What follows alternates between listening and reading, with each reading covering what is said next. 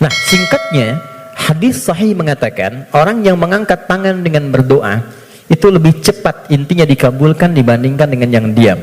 Innallaha hayyun karimun. Allah itu maha mulia dan sangat merasa malu kalau seorang hamba mengangkat tangannya tidak dikabulkan doanya. Itu jawaban dari Nabi kepada seorang sahabat yang bertanya, "Ya Rasulullah, kalau ada seorang hamba mengangkat tangan dan memohon kepada Allah, apakah dikabulkan?" Kata Nabi, "Bagaimana menurutmu jika ada temanmu minta kepadamu sambil menengadahkan tangannya begini? Ya, Mas Sandian, tolong sesuap nasi aja." Kalau nggak ngasih malu kan? Maka kata Nabi, Allah lebih malu karena sifat rahimnya, lebih malu kalau hambanya mengangkat tangannya lalu dia tidak memberinya. 2. 3, ini kunci cepat. Fayaqulu ya Rabb, ya Rabb.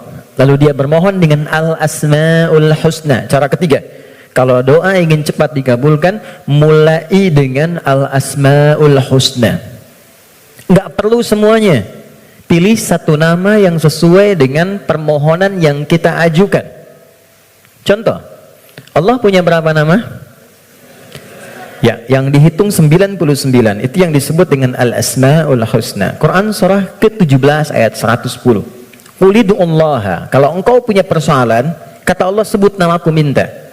Awid'ur Rahman. Sebut namaku sang pemberi tanpa batas, maha kasih yang luas. Ayyamma tad'u. Tapi kalau engkau ingin spesifik, falahul asma'ul husna. Pilih satu nama yang sesuai dengan kebutuhanmu. Contoh, Anda minta untuk dilapangkan rezeki, sebut ya Allah, Allahnya dulu, Allah, ya Razzaq, ya Allah, ya Razzaq, ya Allah sang pemberi rezeki. Anda belajar atau anak Anda belajar, ingin diberikan keluasan ilmu, ya Allah, ya Alim. Pilih salah satu. Nabi Zakaria ketika bermohon kepada Allah, manusia itu berkata, kamu punya keterbatasan, nggak mungkin punya keturunan. Maka beliau menyebut nama Allah sang pemberi tanpa batas, namanya ya Wahhab, disingkat dengan Hab, ya Wahhab. Banyak persoalan ingin dikuatkan kesabaran, ya Sabar. Ya, jadi kalau Anda mau minta, nggak harus semua disebut, nanti yang nggak ada jadi ada. Ya Allah, ya Razzaq, ya Alim, ya Sabar. Tadinya nggak punya masalah, Anda malah punya masalah, gitu kan? Oke.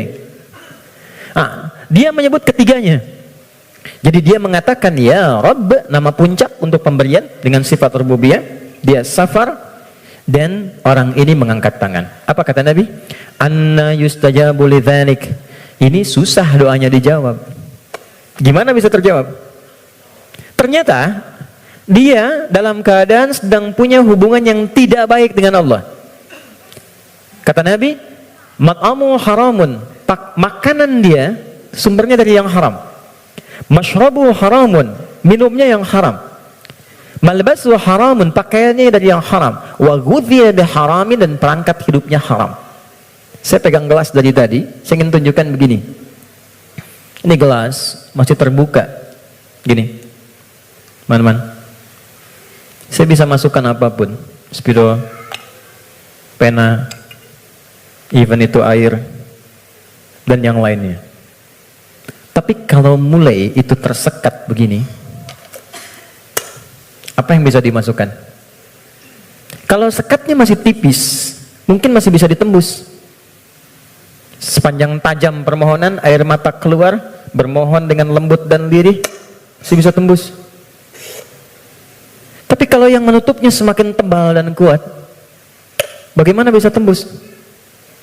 Maksiat yang membuat kita terhubung, buruk, jelek sinyalnya, koneksinya bahkan terputus dengan Allah, itu yang menjadikan sekat-sekat yang menghambat cawan hati kita untuk menerima pengabulan doa dari Allah Subhanahu wa Ta'ala. Maka tadi saya katakan di awal, bagaimana ada orang punya hubungan yang kurang baik dengan Allah, saat yang bersamaan dia berani meminta. Bersyukurnya Allah punya sifat Rahman dan Rahim yang masih menampung permintaannya dan mengabulkan. Cuman hamba itu yang harus membuka sekatnya dulu supaya pengabulan itu bisa masuk ke dalam dirinya. Jadi sifat Rahman Allah menjadikan doanya tetap dikabul. Cuman cuman mental. Itu maksudnya. Ya Allah Maha Adil, tetap memenuhi janji, diminta diberikan, cuman terpental. Karena apa? Sekatnya belum dibuka.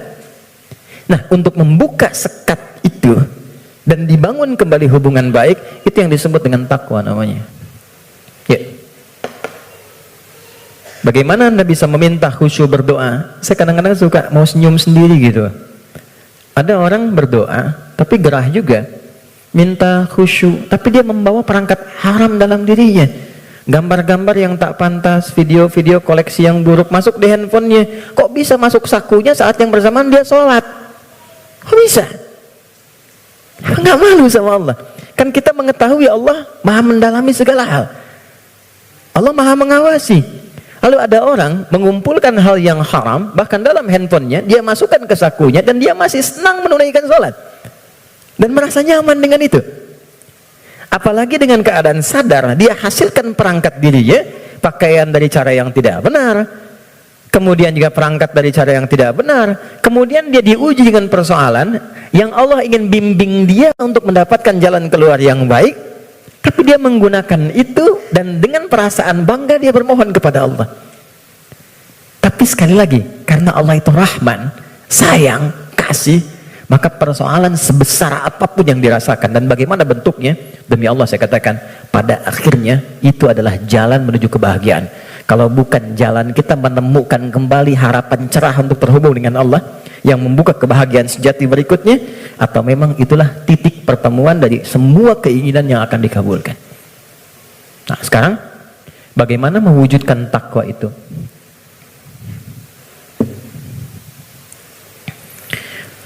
Teman-teman, halo? Kenapa serius begitu? Tenang ya, tenang. Nah, baik. Sekat ini terhambat karena ada penyebab. Penyebabnya yang paling pokok nafsu. Nafsu. Nanti itu yang diprovokasi oleh setan untuk mengeluarkan bisikan-bisikan yang buruk. Nafsu itu setidaknya disebutkan dalam Al-Quran kurang lebih sebanyak 115 kali. 115 kali. Oke. Nah, jadi kita harus mencari kata takwa dalam Quran yang disandingkan dengan nafsu. Kata takwa itu dengan semua derivasinya disebutkan dalam Al-Quran 240 kali. Dan yang bersanding dengan nafsu itu 115 kali. Masya Allah. Tadi masih ingat? Siapa yang menggerakkan nafsu manusia untuk berbuat keburukan? Setan kan? Setan disebutkan 88 kali dalam Al-Quran. Saya ulang. Siapa yang menggerakkan nafsu manusia untuk berbuat keburukan? Kok begitu sekali melihatnya? Baik. Setan disebutkan sebanyak 88 kali dalam Al-Quran.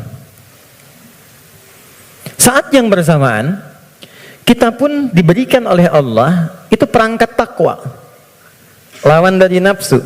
Quran surah 91 ayat 7-10, wa nafsin wa ma sawwaha fa'alhamaha fujuraha wa taqwaha. Yang fujur itu nama lain dari nafsu, takwa itu bagian ya tertentu dari tubuh kita sebagai gambaran nilai kebaikan. Nah, yang mensupport takwa itu malaikat. Pernah nggak merasakan begini? Ketika azan berkumandang Allahu Akbar, cepat sudah azan, siap-siap. Pernah merasakan itu? Nah, itu yang bisikan malaikat. Pernah nggak ada bisikan begini? Ketika misalnya melakukan satu perbuatan atau terfikir untuk berbuat yang tidak benar, ingin berdusta pada pasangan, hati kecilnya mengatakan jangan lakukan, itu nggak benar. Pernah ada begitu? Itu bisikan malaikat. Teman-teman, malaikat disebutkan dalam Al-Quran sebanyak 88 kali.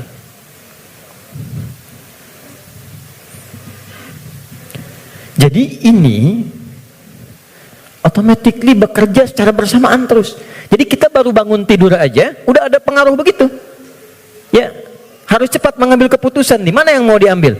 Makanya itu Nabi mengatakan istafti qalbak. Kalau kita ingin memutuskan sesuatu, tautkan diri kita dengan Allah, ambil isyarat dari jiwa takwa kita. Ini dari 115 kali ini yang disandingkan dengan nafsu, maka keluarlah di situ rumusan-rumusan amal soleh, ibadah yang menjadi jalan sekaligus jembatan yang menghubungkan kita dengan Allah.